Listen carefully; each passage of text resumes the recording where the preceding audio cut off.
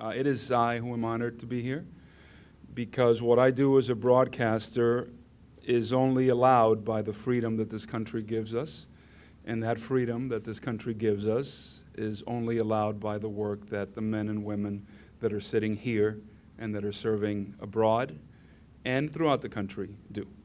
Without what you do, I couldn't do what I do. So it is my honor to be here. There are about 9% of Hispanics serving in the National Guard right now, whereas the population is almost 17%, almost 18%. So that means there's a lot still to be done in order to recruit more men and women who are Hispanic or Latino into the armed forces. And in the general armed forces, it's 11%. So as time goes on, there will be more of us serving and wearing the uniform. And I think one of the things that we need to understand is the diversity of Hispanics and Latinos. Hispanics, Latinos, it's kind of a made-up term, right? Most of us identify with our country of origin. So we may be Cuban American, we may be Mexican American, we may be Salvadorian American, we may be Puerto Rican, who are Americans.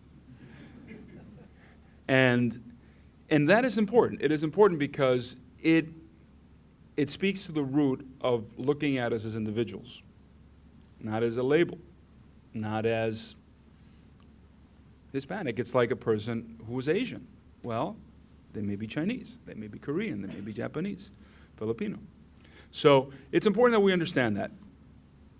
I have never felt threatened by an Army National Guard person because I know why you are in Katrina. I know why you would be operating in this country. That's not the case elsewhere in the world. That is not the case. And I mean, I'm sure all of you, or many of you know it because all of you who have been deployed around the world understand.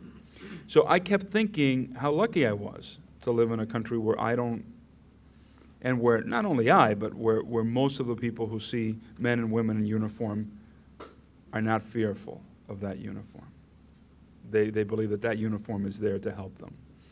That's not the case in many countries around the world, certainly.